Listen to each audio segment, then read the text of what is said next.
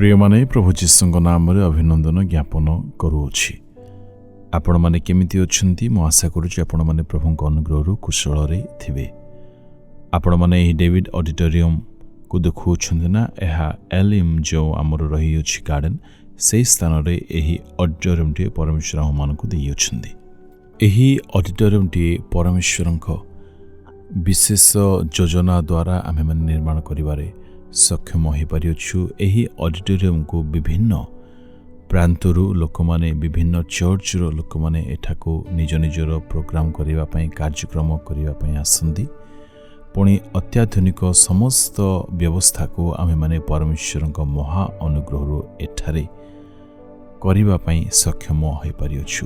ଏଣୁ ବିଭିନ୍ନ ବିଶ୍ୱାସୀମାନେ ଏହି ସ୍ଥାନକୁ ଆସନ୍ତି, ପ୍ରାର୍ଥନା କରନ୍ତି, ସଭା କରନ୍ତି। ପ୍ରାୟ 1000 ଜଣ ବସିବା ପରି ଆମେମାନେ ପରମେଶ୍ୱରଙ୍କ ଲୋକମାନଙ୍କ ସୁବିଧା ନିମନ୍ତେ ଗୋଟିଏ ସୁନ୍ଦର ବଡ଼ ହଲ୍ଟେ ନିର୍ମାଣ କରିବାରେ ସକ୍ଷମ ହୋଇପାରିଅଛୁ। ବିଭିନ୍ନ ମଣ୍ଡଳୀରୁ, ବିଭିନ୍ନ ଗ୍ରାମରୁ ଲୋକମାନେ ଏଠାକୁ ଆସନ୍ତି, ପ୍ରାର୍ଥନା କରନ୍ତି, ଈଶ୍ୱରଙ୍କଠାରେ କ୍ଷେତ୍ରକ୍ରନ୍ଦନ କରନ୍ତି। ପୁଣି ବିଭିନ୍ନ ପ୍ରକାରର ସଭା ମଧ୍ୟ ଏଠାରେ ଆୟୋଜନ କରାଯାଏ। ତେବେ ଆଜି ଈଶ୍ୱରଙ୍କ ବାକ୍ୟ ଆମମାନଙ୍କ ପାଇଁ କ'ଣଟେ? ରୋମୀୟ 8:14 ପଦରେ ଲେଖାଯାଏ, ଯେଣୁ ଯେତେ ଲୋକ ଈଶ୍ୱରଙ୍କ ଆତ୍ମାଙ୍କ ଦ୍ୱାରା ଚାଳିତ ହୁଅନ୍ତି ସେମାନେ ଈଶ୍ୱରଙ୍କ ସନ୍ତାନ। ଜହନ 1:12 ମଧ୍ୟ ଏହି ବାକ୍ୟକୁ ଆମେମାନେ ଦେଖୁଛୁ, ଯେତେ ଲୋକ ତାଙ୍କୁ ବିଶ୍ୱାସ କଲେ ସମସ୍ତଙ୍କୁ ସେ ଈଶ୍ୱରଙ୍କ ସନ୍ତାନ ହେବାର ଅଧିକାର ଦେଇଛନ୍ତି।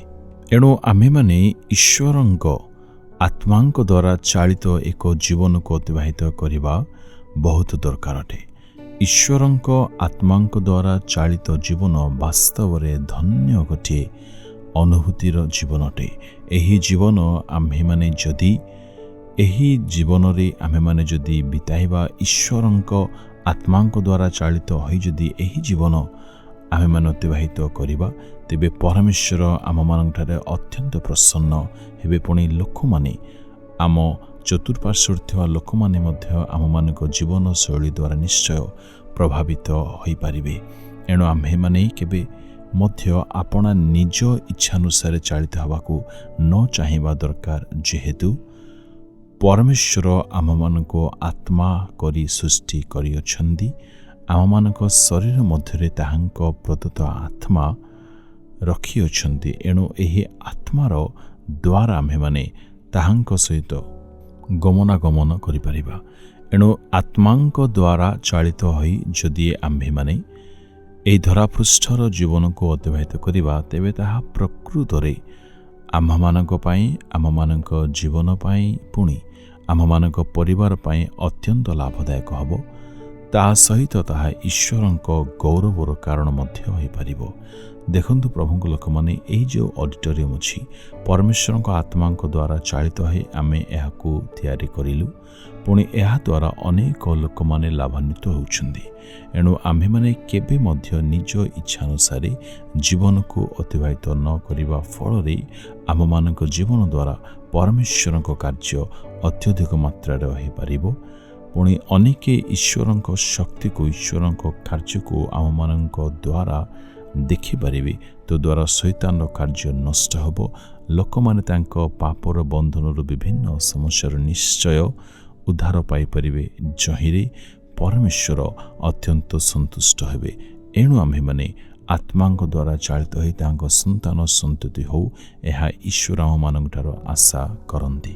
ଏଣୁ ଆତ୍ମାଙ୍କ ଦ୍ୱାରା ଚାଳିତ ହେବାର ଅର୍ଥ ଆମେମାନେ ଆଉ ନିଜ ନିମନ୍ତେ, ନିଜ ଇଚ୍ଛା ନିମନ୍ତେ କେବେ ମଧ୍ୟ ବଞ୍ଚିବା ନାହିଁ। ପବିତ୍ର ଆତ୍ମାଙ୍କଠାରେ ସମ୍ପୂର୍ଣ୍ଣ ସମର୍ପିତ ହେବା, ତହିଁରେ ସେ ଆମମାନଙ୍କୁ ପରିଚାଳନା କରିବେ। ପବିତ୍ର ଆତ୍ମା ସର୍ବଦା ଆମ୍ଭମାନଙ୍କୁ ଅଧିକାର କରିବା ପାଇଁ ଚାହାନ୍ତି ବୋଲି ବାକ୍ୟ କହେ। ଯଦି ଆମେମାନେ ପବିତ୍ର ଆତ୍ମାଙ୍କ ଦ୍ୱାରା ଚାଳିତ ହେବା ନିମନ୍ତେ ଆପଣାକୁ ସମର୍ପିତ ହେବା, ତେବେ ପବିତ୍ର ଆତ୍ମା ଆମ୍ଭମାନଙ୍କୁ ପରିଚାଳନା କରାଇବେ। ଆମମାନଙ୍କ ଜୀବନ ତାଙ୍କ ଗୌରବ ନିମନ୍ତେ ଅନେକଙ୍କର ଆତ୍ମିକ ଜୀବନ, ପୁଣି ଶାରୀରିକ ପାର୍ଥିବ ଜୀବନର ଆନନ୍ଦର କାରଣ, ପୁଣି ପରିତ୍ରାଣର କାରଣ ନିଶ୍ଚୟ ହୋଇପାରିବ। ଏଣୁ ଆସନ୍ତୁ ଆମେମାନେ ତାଙ୍କଠାରେ ସମର୍ପିତ ହୋଇ କହିବା, ହେ ସ୍ୱର୍ଗୀୟ ପିତା ପରମେଶ୍ୱର ପ୍ରଭୁ, ଆମମାନଙ୍କୁ ତୁମେ ସାହାଯ୍ୟ କର ଆତ୍ମାଙ୍କ ଦ୍ୱାରା ଚାଳିତ ହୋଇ ଏହି ଧରାପୃଷ୍ଠର ଜୀବନ ଅତିବାହିତ କରିବା ପାଇଁ। ପ୍ରିୟ ଭାଇ ଭଉଣୀମାନଙ୍କୁ ସମସ୍ତଙ୍କୁ ତୁମ ଆତ୍ମାଙ୍କ ଦ୍ୱାରା ତୁମେ ପରିପୂର୍ଣ୍ଣ କରିଦିଅ। ତୁମରି ଗୌରବ ନିମନ୍ତେ ବଞ୍ଚିବା ପାଇଁ ସମସ୍ତଙ୍କୁ ସାହାଯ୍ୟ କରିଦିଅ ବୋଲି ପ୍ରାର୍ଥନା ଯୀଶୁଙ୍କ ନାମରେ ମାଗୁଅଛି ପିତା। ଆମେନ୍ ଆମେନ୍।